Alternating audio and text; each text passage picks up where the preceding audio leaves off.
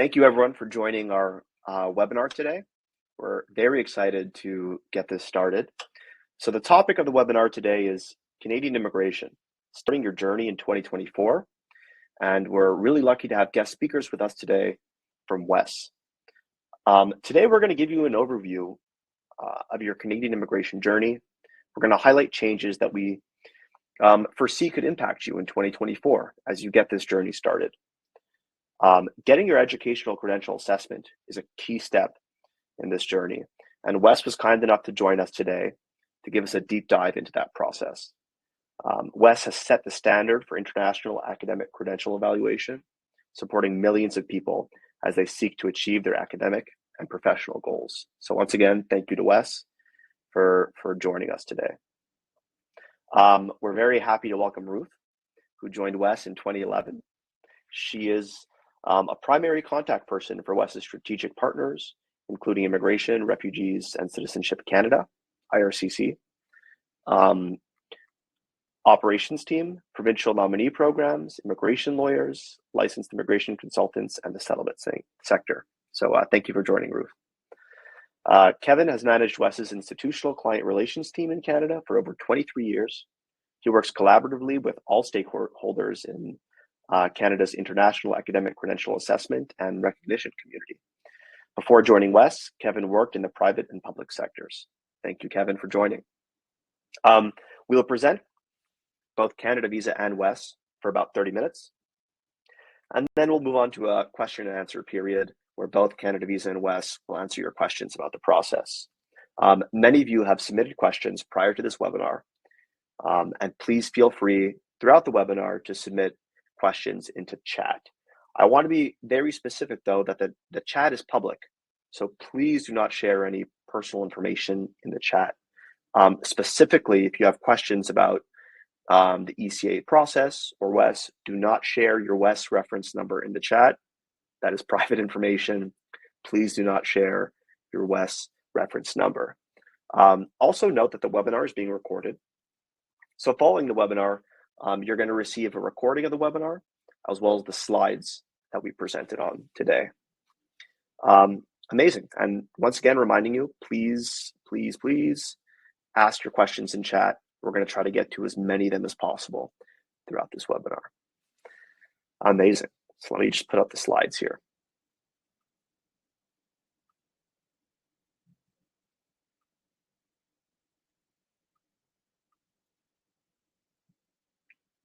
Amazing. So Canadian immigration, starting your journey in 2024 with guest speakers from WES.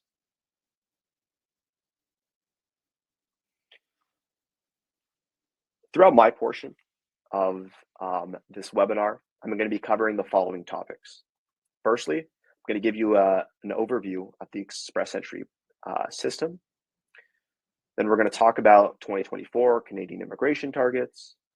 Going to go on to talk about category-based draws, which is something that the Canadian government is conducting that could potentially affect your immigration journey. I'm going to talk about candidate competitiveness and how Canada ranks people in the express entry pool.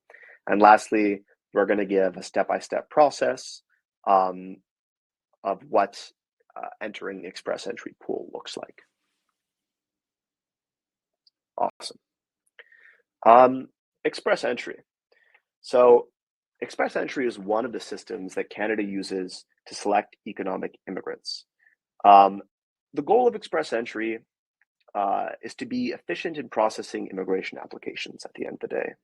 And the Canadian government expects about 80% of applications submitted through the express entry system to be processed in 6 months or less. Furthermore, the express entry system gives the government flexibility in their selection criteria, allowing us to better match your skills with Canadian labor market needs. This is something that we'll discuss further on in the presentation. At the highest level, express entry is a two-step process. The first step is entering the express entry pool. And in order to enter the express entry pool, you'll need to qualify for one of the 3 following programs. So the first is the Federal Skilled Worker Program. which is designed for people with foreign work experience. It is Canada's method of attracting skilled workers from other countries. And in order to be eligible for this program, you need to meet the minimum requirements, which are French and English language ability, settlement funds, 1 year of skilled work experience, and also you need to score 67 points in selection factors. The selection factors are a matrix that's based on a scoring matrix that's based on your age, education, work experience, among other things. The second program that leads the Express Entry Pool is the Canadian Experience Class. This program is designed for skilled workers who have Canadian work experience. In order to qualify for the Canadian Experience Class and enter the Express Entry Pool through this program, you must have gained 1 year of Canadian work experience in the past 3 years. As well, you must meet minimum language requirements to enter the pool through this program. And the third and final program that leads the Express Entry Pool is the Federal Skilled Trades Program. This is for skilled workers who are qualified in a skilled trade. Note that for this program, in order to be eligible, you will need a job offer or a certificate of qualification from a Canadian skilled trade organization. Great. So once you enter the Express Entry Pool, the second step of the process is to get what's called an invitation to apply for Canadian permanent residence, or an ITA, which you might have seen or heard about online. So note that being eligible for the Canadian Experience Class or the Federal Skilled Worker Program or the Federal Skilled Trades Program does not necessarily mean you'll receive Canadian permanent residence. In order to eventually receive Canadian permanent residence, you'll have to enter the Express Entry Pool and receive an invitation to apply for Canadian permanent residence. Right.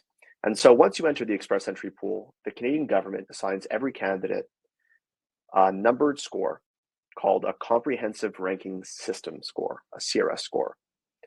Every couple of weeks, the Canadian government selects people from the pool who have a CRS score above a certain number. So if you have a CRS score, let's say of 510, and the Canadian government conducts a draw, that's what it's called, an express entry draw, below 510, so say the draw was at 500, everyone in the express entry pool who qualifies for that draw will receive an invitation to apply. In some cases, there will also be a tiebreaker rule. So yes, effectively, the higher you score in express entry, the higher you score on the CRS, the more likely you are to receive an ITA. So having a higher score is better. So what is the score based on? Well, we'll talk about it a bit later, about when we discuss candidate competitiveness. But the score loosely is based off your age, work experience, language ability, education, etc. Great. So express entry, two-step process. First step, getting into the pool. Second step, getting selected out of the pool.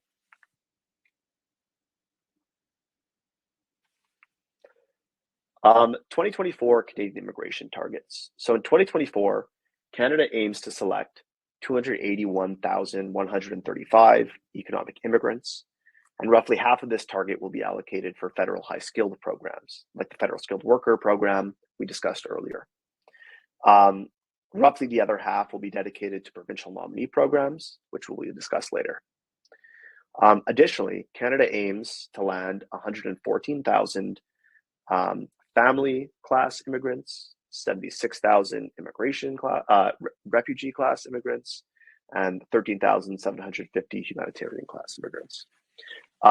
These are large targets. Canada is committed to welcoming a large number of immigrants in 2024 and likely beyond. Great. So what's new in 2024? Well, in 2023, Canada introduced what's called category-based draws. The main goal of these draws were to help Canada further target express entry draws to candidates who meet Canadian labor market needs. As opposed to normal draws, which we discussed earlier when I gave the example of someone having a score of 510, category-based draws are only available to people who fit very specific criteria. And so there are generally there are 6 categories that Canada is conducting category-based draws under right now. The first category is French language proficiency. And so that category is available to those who have a minimum level of French ability. The second category is healthcare occupations. So that's available for people who have experience working in the healthcare industry, such as nurse or doctor. The third category is STEM occupations. It's available for those people who work in sciences and technology, such as researchers, engineers, and programmers. Then there's the trade occupations category, which is available for people who work in skilled trades, such as a plumber or carpenter. There's a transport occupations category, which is available for people in the transport industry, like truck drivers and pilots. And then there's the agriculture and agri-food occupations category, which is available for people in the farming and food industry, such as butchers and farm supervisors. So I want to make something very clear. Being eligible for category-based draws does not guarantee you're going to receive an invitation to apply. Rather, category-based draw minimum scores tend to be lower than normal draw scores, meaning you may have an increased chance of receiving an ITA if you're eligible for one of these categories or if you have work experience in one of these categories. So in 2023, 16,000 EE candidates were given ITAs, over 17 draws in these categories. And in 2024, we've had one draw so far, but it was a pretty big draw where they selected 7,000 EE candidates for the French language proficiency based category. So Canada is taking these very seriously, and if we suggest you do research on these draws and see if you have work experience in one of these categories. Great. Candidate competitiveness. As we mentioned earlier, all candidates in the Express Entry pool are given a rank using the comprehensive ranking system score. Having a higher score is advantageous and generally increases your chances of receiving an ITA. There are many factors that affect your CRS score, which we noted before, some of which are out of your control, such as your age, while others you have more control over. For example, a higher language score will increase your CRS. Having multiple degrees assessed may also increase your CRS score. And so those are things you might have more control over than others. Lastly, provinces have the ability to select candidates they want out of the Express Entry pool too. So provinces tend to select candidates that best meet their labor market needs. If you are selected by a province and receive a provincial nomination, you will receive an additional 500 CRS points, which can have a major impact on your immigration and outcome in the Express Entry pool. To learn more about the intricacies of the CRS score, because it is a very complex thing, and I know I've given a very general overview, I suggest you go on our website, CanadaVisa, to read more about it. You can play around with our free CRS calculator. And another good resource is the Canadian government website. They also have a CRS calculator on there. And that's a good place to go if you want to know basically how your CRS score would fare, or estimate, how your CRS score would fare against where draws are at now.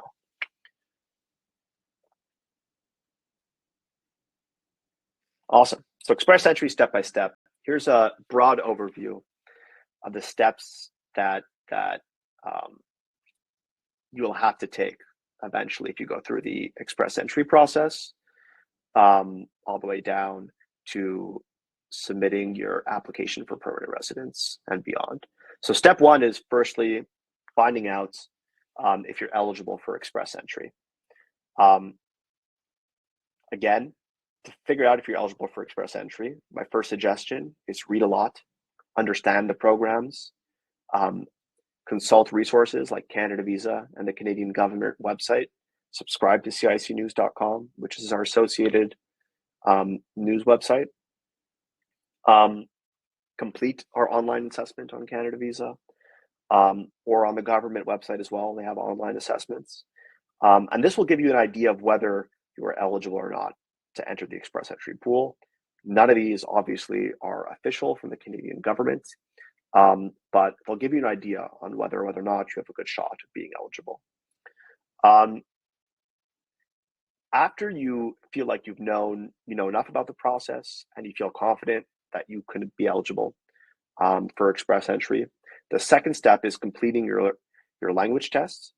All applicants to Canadian immigration programs need to take a language test, or applicants for FSW and CEC, to the Federal Skilled Worker Program and the Canadian Experience Class Program, need to take a language test. I believe also the Federal Skilled Trades Program.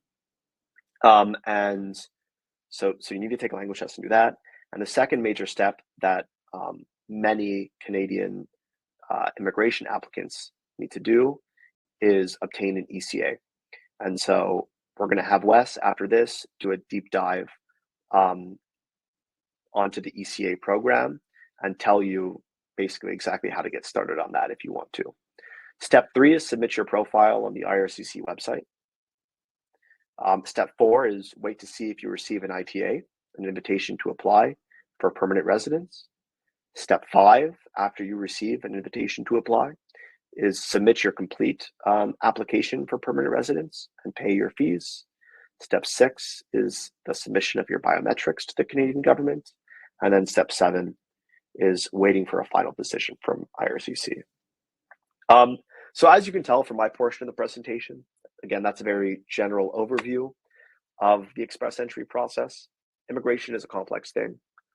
In order to successfully navigate your journey, it's going to require you to do a lot of research and spend a lot of time to understand the details of this process.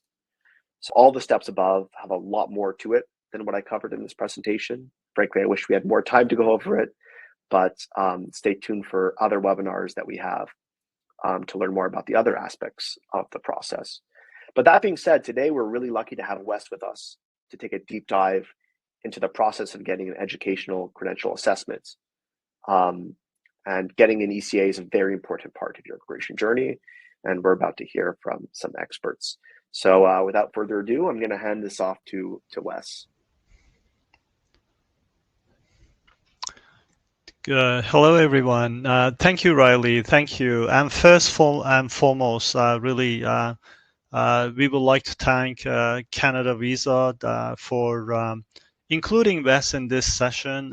We very much value the partnership and this invitation. Thank you so much.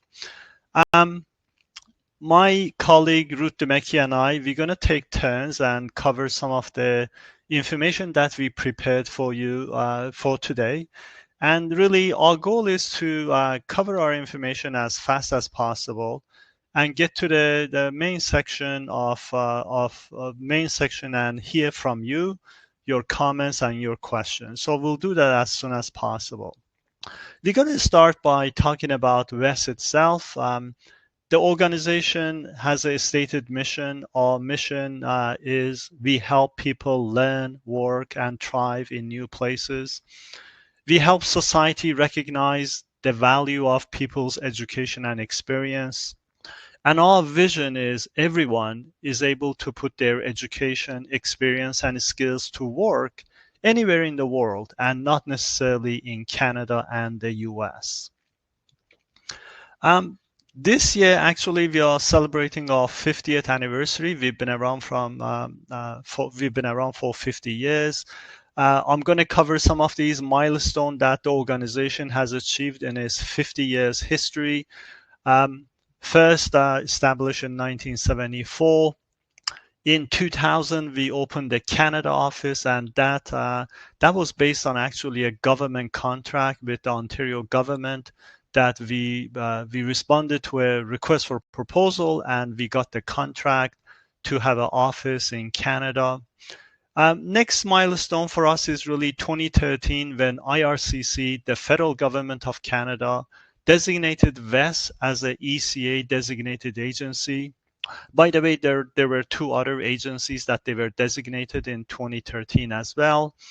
And I think my last milestone that I really want to share with you is with the onset of COVID in 2020, we put a lot of efforts, a lot of energy and resources to receive academic documents, specifically transcripts, digitally from overseas institutions. And we have been very successful with that. You have the 2019 data, but really it is way more than that. It is almost 80% today. In Canada, we have 121 staff. It's a large office. In 2022, we served over 348,000 applicants or individuals. From that 300 plus 1,000 candidates, this is our top 10 countries that we have processed academic credentials. You may want to know that we don't capture country of birth, actually. We capture country of education. And this top 10 is a country of education. I am certain there are a number of you from these great countries in this webinar today. And I hope this information is useful for you. All credential evaluation services is actually used for more than immigration. It is used by professional licensing bodies when someone is trying to get a license in what we call regulated occupations. An example of a regulated occupations will be a nursing or physiotherapist that beside academic qualification, they need additional license to practice the profession both in Canada and US. So all services is used by licensing bodies. All services used by universities and colleges for admissions purpose. Specifically in the Canadian context, it is known that a lot of immigrants, when they land in Canada, they will do further education, they will do higher education. And again, all services used by admissions offices for admissions purpose. We are used by employers, not necessarily for hiring, but also for promotional opportunities, as well as salary adjustments. Now, when it comes to immigration purpose or federal government of Canada, just to be very clear, we are talking here that the ECA is required, as it was explained very clearly by Riley, CanadaVisa. The ECA or Educational Credential Assessment is required for the express entry process. And again, ECA is required for the economic class immigration and not necessarily for the family class. I just want to be clear that if you are immigrating to Canada under family class, you may not need an ECA. Now, we are one of the 5 designated agencies who provide ECAs for Federal Government of Canada or IRCC. A little bit about our services, especially actually our sample evaluation, a sample ECA. As you see from the sample, first when you apply to WES, we're gonna determine the level of education, the level of equivalency you have, and we're gonna state that right on the top that your Canadian equivalency summary in this sample case is bachelor's degree 4 years. As we have 3 years bachelor's degree in Canada itself, so when we determine that a bachelor's degree is 4 years, we state that very explicitly. Very important in our ECAs or in our evaluation reports, we will indicate your major and specialization. You're going to find this information or this indicator very helpful when you land in Canada and you are looking for related jobs which relates to your educational background as well as work experience. As far as fees, the ECA is a package. ECA has a package fee. It is $248 per person. That fee includes we sharing a ECA copy with you as well as with IRCC. So for that price, again, you will receive a ECA from WES, a hard copy, as well as IRCC. Now, it is possible that some of you, this happens quite a bit, that you already have an ECA from WES and you landed in Canada or you will land in Canada and you want to use your credential evaluation for employment purposes, for licensing purposes, or admissions purpose. So if that is your scenario, you don't have to pay a full fee again to us to prepare a standard WES evaluation report for you. We have a very streamlined process for that. You need to upgrade your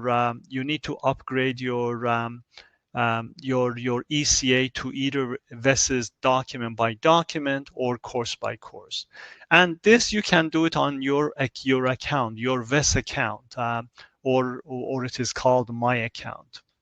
My colleague Ruth Demecki will cover that area very soon. Now, again, if you already have an ECA, we don't expect you pay a full fee for a course-by-course report for professional licensing bodies purpose or admissions purpose. The fee is $108, and that is per person, by the way, regardless of the number of academic credentials you have. So the fee is per person. Now, I'm going to pass the presentation to my colleague Ruth Demecki to continue with WES information. Thank you. Thank you, Kevin. Thank you, everyone, for coming for this session. We'll continue our presentation. We'll see the WES application process. So during your application process, you will be advised to have a look at the required document section. But we usually advise applicants to have a look at this section before even starting your WES application form. So you will be aware of what document to submit and how to submit it. For most cases, official academic transcript, statement of marks, or diploma supplement must come directly from your institution in official sealed envelope. So to make it easier and faster, WES has established a digital relationship with many international institutions, so you can check if your institution is one of them on the required document section. So this is the overview of your evaluation process. Step 1, applicants can create an account and get a reference number. So step 2, applicants refers to required document section, resources, and also ask awarding institution to send document either by digital document or by mail. Step 3, we verify the credential, create a report, and deliver it to a specified recipient. As Kevin mentioned on our previous slide, our processing time is 30 business days, and WES is the fastest ECA provider. So during your application process, if you wish to add a additional recipient, there is a pre-approved list, so you can select your recipient from there. There are 11 PNP offices and over 100 immigration lawyers and consultants on that list. So this is an example. If you select Ontario Immigrant Nominee Program, so you would be able to see the way how the documents will be delivered to them, and you can see the address. We strongly suggest you to select your correct recipient's address. Make sure that you have the correct address for your recipient.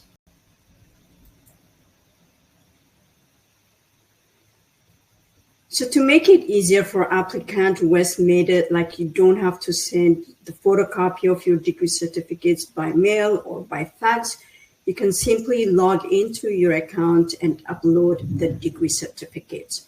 Or if your official transcript is not in English or French, you can also submit the photocopy of the English translated document.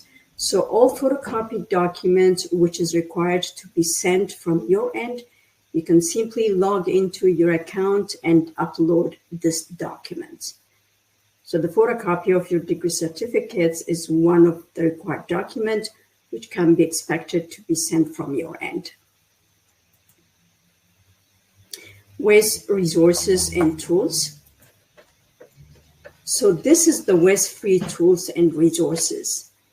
Degree equivalency tool is a great tool and we have it for a while. This free degree equivalency tool gives you an idea what your education is worth in Canada. What it means is that you can see your equivalency before even paying for the service. We also have the WES Advisor blog. It's a trusted advice for academic and professional success, and the WES Advisor newsletter. That's monthly email which has useful articles. So you can check these free tools on the link below each title. You can take a picture or you can just make a note and visit the website. They're really very useful resources. Once you have created an account, through your account, you can order status, you can make a payment, you can track a package, you can modify order, edit profile, and you can also upgrade your order. During your application process, if you have any questions, you're very welcome to contact our customer service. Our contact information is on the screen. You can send us an email or you can call us. Finally, we'll talk about the WES Digital Badge. This is a WES Digital Badge, which has benefit for both applicants and for employers. As an applicant, it's a free of charge awarded by WES, a recognized credential evaluation provider. It differentiates you from other candidates. It provides one-click verification of your international educations. It increases your marketability to employers. You can share the WES badge in your resume or on your social media like LinkedIn, Facebook, or Twitter. So we will end our presentation here and I'll pass the mic to Relay. Thank you so much.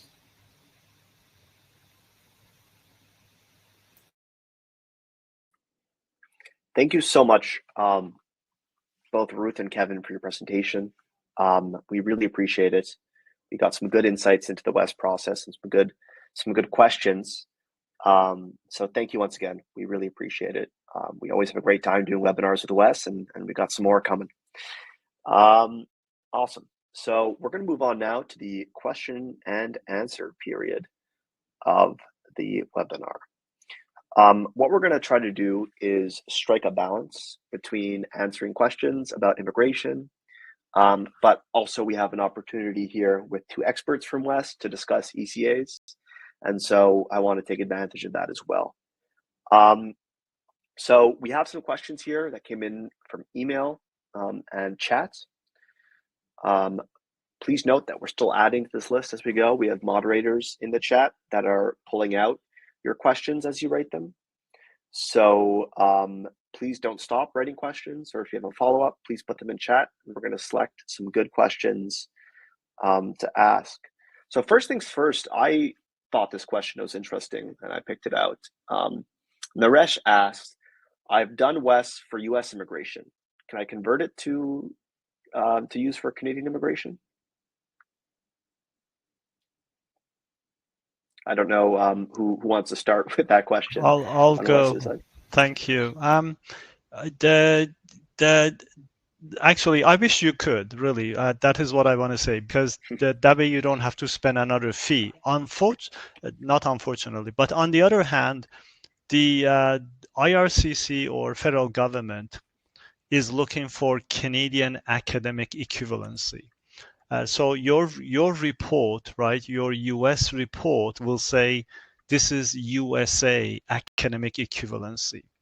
And for express entry process, you need an ECA, and ECA must be Canadian academic equivalency, and you need to apply to WES Canada. Again, we have done great deal of streamlining our processes. It means that when you apply for WES Canada, we are willing, depending on when you received your US evaluation report, if it is recent, if it is current, we will use your document from your US file and prepare your Canadian file. So that means you don't have to go through that process of arranging your transcript to come directly to WES. I hope that helps. Yeah, I think it really does. Thank you. Thank you, Kevin. There's an interesting question here. I'm just finding who asked it. So it was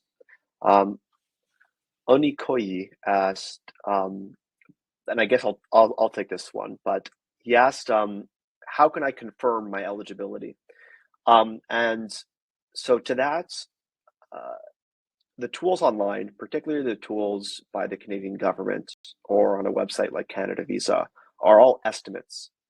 And there are two large factors here that you can't really know for sure until you do it. And it's your score on a language test, because that contributes to your eligibility, and what your degree would assess to in a Canadian equivalency. So you can't really confirm your eligibility before, but you can estimate it. And then if you feel confident with your estimation, you then can pursue taking a language test and getting your degree assessed. And at that point, then you can confirm your eligibility beforehand. Hope that answers your question. Another interesting question that I saw here is, what do I do essentially if my university no longer exists? Am I still able to apply for an ECA with WES?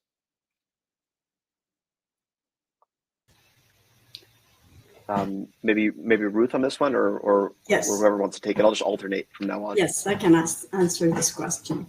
So in case if your institution is closed, what I advise you is to contact the Ministry of Education in your country, so they will suggest where the archive is. We still expect the official documents from an archive. So it has to come directly from that archive in official sealed envelope, because WES has to get authenticated document. Got it. Okay. This is an interesting question I found also from Naresh. What is the use of the CV portion? So where you would upload, I guess, your resume in your WES account? Does that exist in your WES account, the ability to upload a CV? And if it does, is there a particular use for it or an advantage to putting your CV there?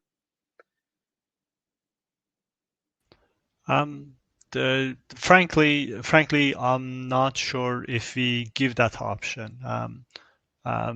I'm not sure. So because I'm not 100% sure, I'm going to refrain from answering that. However, again, we really don't want you to put your personal information on the chat, including your email address, actually. But please reach to our call center, to our customer service. We respond to emails in 48 hours. Please put that as a kind of a question to our call center. You can find our call center information on the website, and we will get back to you. Really, again, because I'm not 100% sure if we require that, I'm gonna refrain from answering that, and my apology here, really, my true apology on that. Thank you. Sure, that's fine. We appreciate your transparency here, Kevin, on that. I think Mary asked an interesting question that maybe we can collaborate on an answer on and I'll take the first stab at it, I guess. It's, do you need an ECA to apply for Canadian immigration? And I think that's a big topic that we can unpack in different ways.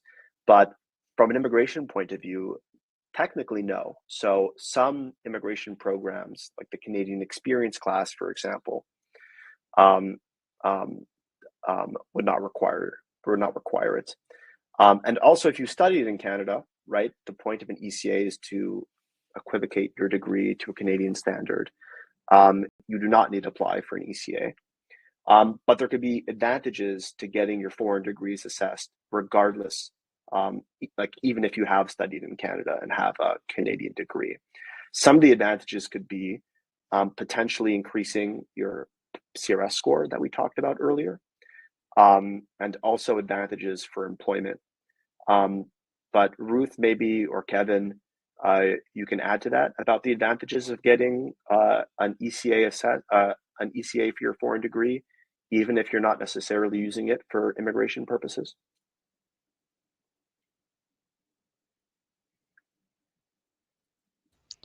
Maybe Ruth, Ruthie, you want to go for that? Yes, sure. To have your ECA for, even if you don't need it for immigration purpose, if you would like to continue your education or get a license, you need your credential assessment. So it is always useful, so you can keep it with WES. So whenever you need your credential assessment, you can simply log into your account and order duplicate report for any purpose that you would like to. So we strongly suggest you to have a credential assessment if you have credentials from outside of Canada. Got it.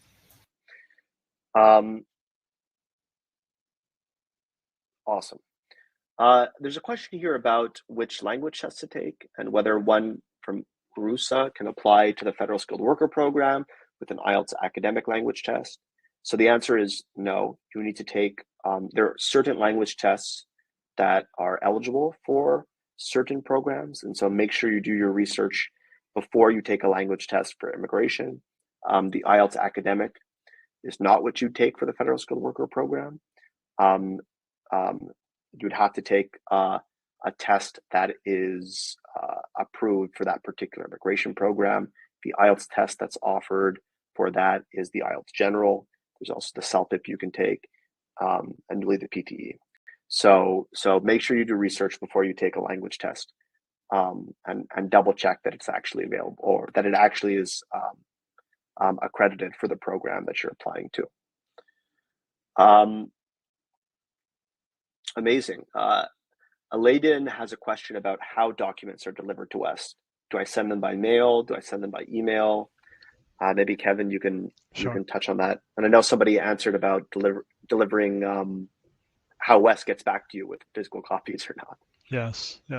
I know that's it. I'm really glad this question has been asked. The documentation policy at WES. So if I can generalize, number one, WES's required documents are country specific and institution specific. So my colleague Ruth covered that, actually emphasized the required documents section. Really, required documents are country specific and institution specific. Why we are saying institution specific? Exactly for one of the comments we made about our digital partnership, that we have been very successful post-COVID. We have been very successful establishing digital partnerships with like 11,000 overseas institutions that they are kind of a high volume institutions for us. So for instance, if you go to required documents India and select University of Mumbai, you're going to see that we have digital partnership. And when you see that, really, realistically speaking, we can receive your academic documents within less than 1 week. Now, another generalization about WES's documentation policy is we will accept photocopies of the degree and diploma certificates or the translations. Again, I want to emphasize this. We will accept photocopies of the degree and the diploma certificates, as well as the photocopies of the translations from you.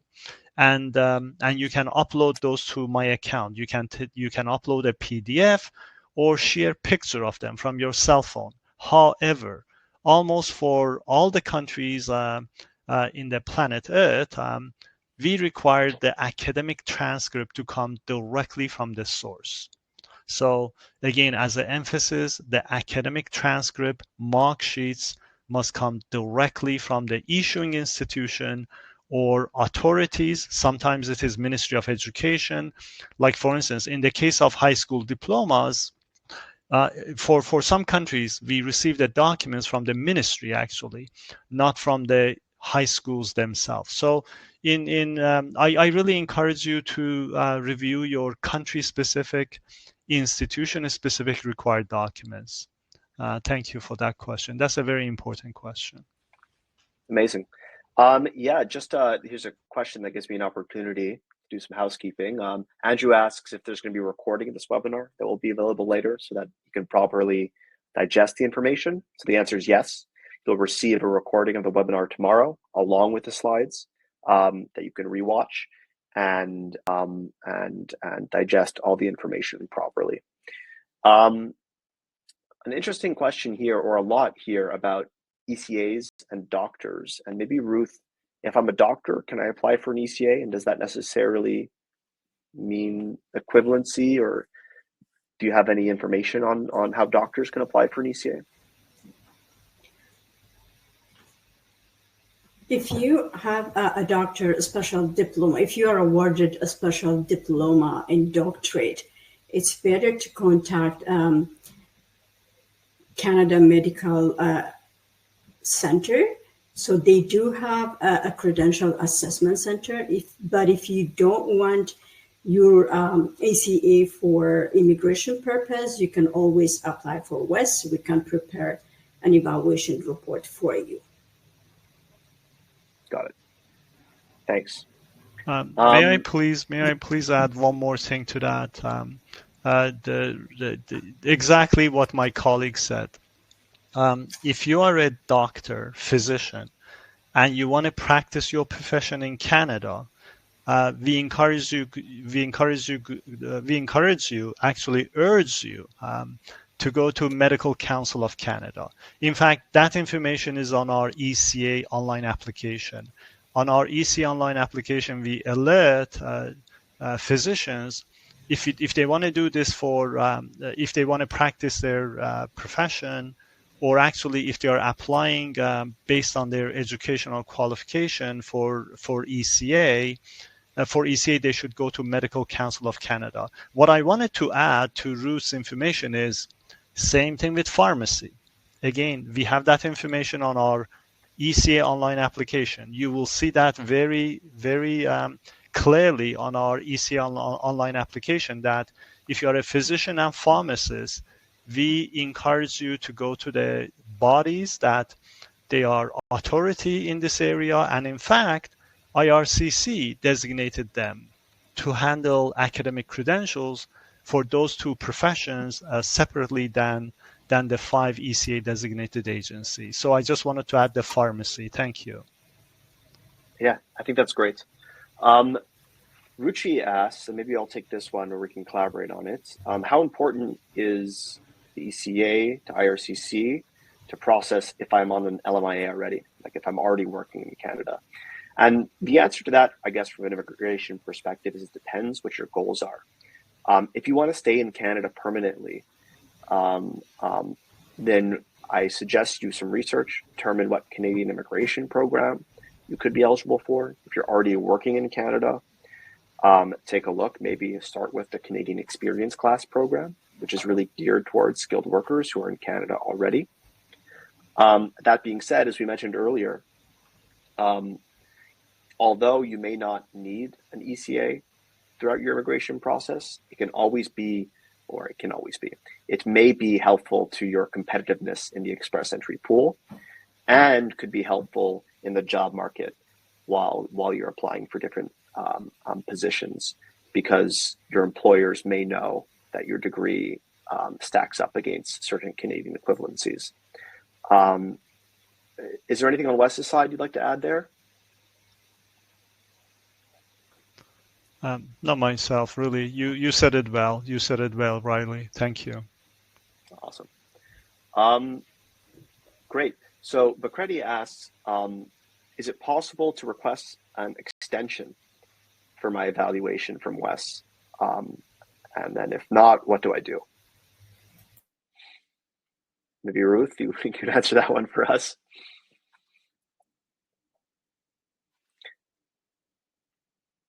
Sorry, Ruth, you might be muted. I can't hear you. Oh, sorry. Can you hear me now? Sorry about that.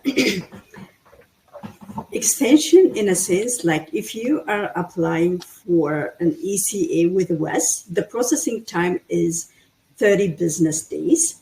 So once we have completed all the required documents, we complete it. But there's no any expiry date with WES. If it is an ECA, it will be available for immigration for 5 years. But in order to extend this, if you order duplicate report from your account, that will extend it for another 5 years. Let's say that if your immigration process has been completed and if you want to upgrade your evaluation, there will be no expiry date. You can upgrade it, as Kevin mentioned on one of the slides. You can upgrade your ECA to document by document or course by course, so there will be no expiry date. Amazing. Here's an interesting question that I don't know the answer to, so I hope you guys do. Darlington asks, what's the difference between, or is there a difference between the WES reference number and the WES certificate number? As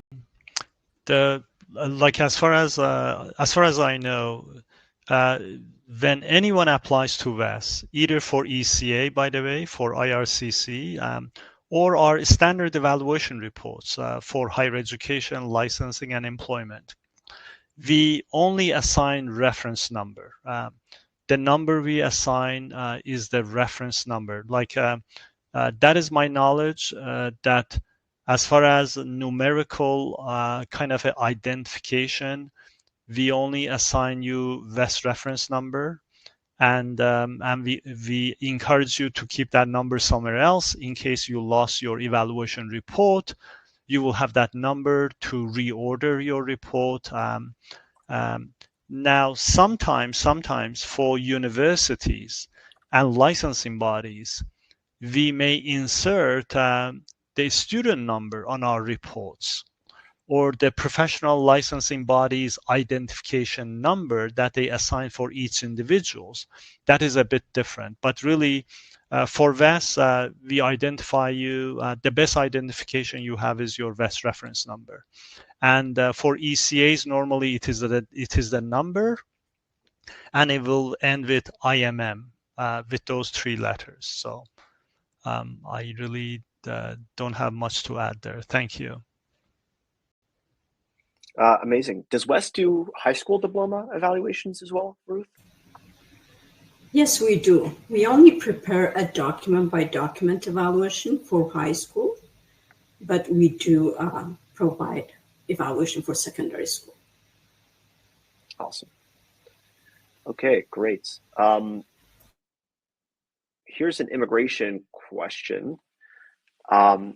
Somebody asked, is Canada going to stop immigration in 2025? So the answer there is probably not. Canada has a pretty, as I mentioned in my immigration targets slide, Canada has a pretty ambitious immigration goal for the country. And that comes from an issue that a lot of countries are having, but particularly Canada, is that we have what's called an aging population. So the prediction from economists is in decades, there'll be too many people not working for every person working. And Canada's solution for this has been immigration. So Canada is pretty committed, and it's likely that immigration won't stop in 2025, but I can't predict the future. So I can't give you a more definite answer than that. So here's another question about the WES process. Someone asked, instead of sending transcripts, a letter of confirmation from the university, if I send a letter of confirmation from my university, would that be sufficient?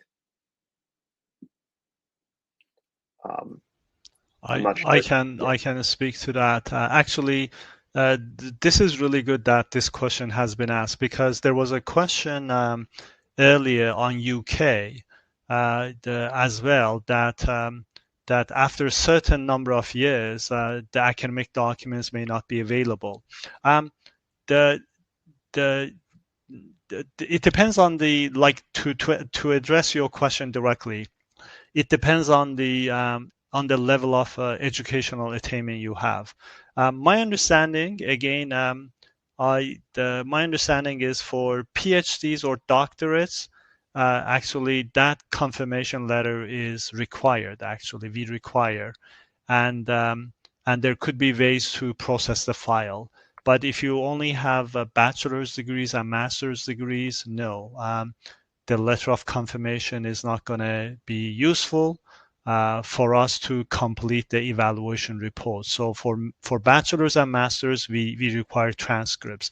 Again, there could be exceptions, really, like we have like the hundreds of thousands or maybe millions of institutions outside of Canada and US. So there could be certain institutions that they have different policies, and we have actually a team at WES that they do daily research on these institutions.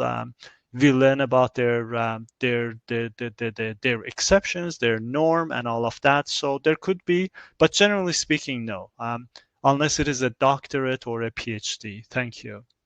And again, that may apply for that UK question too. Awesome.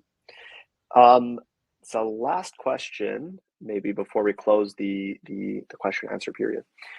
It's already 12, but Samia asks, and this will be for Ruth, that they want to evaluate their MBBS or FSPS degree, or maybe their MCC degree. And I don't know what these acronyms mean. Maybe you do.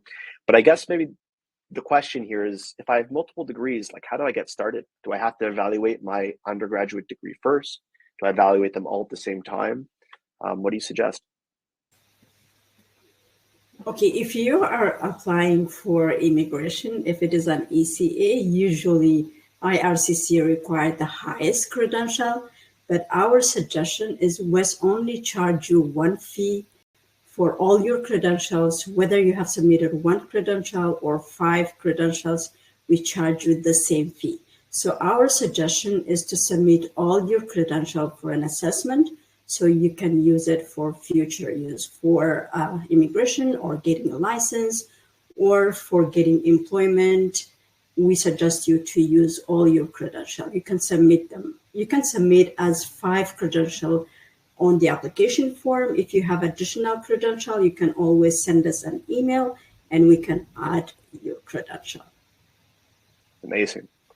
Awesome. Well, thank you so much, guys, for joining this webinar today. We got a lot of deep insight for our audience here. So again, once again, thank you, Wes, for joining. We really appreciate your time. This series of webinars has been going great. We have some more planned, so please stay tuned, audience, for more CanadaVisa and WES webinars in the future. But once again, we really appreciate you taking time out of the day to explain this to us in detail. So this concludes our Q&A and also our webinar. Thank you, audience, for joining today. I know that it might be some odd hours for people here, but we really appreciate you joining, and we hope that we got to as many of your questions as possible. I invite everyone to join our upcoming webinars. You can learn more about Canadian immigration, and you can hear us speak to experts in multiple fields. We have, again, some more webinars coming up with Wes. Tomorrow, you're going to receive a recorded version of this webinar and the presenter slides in PDF format that you can go through.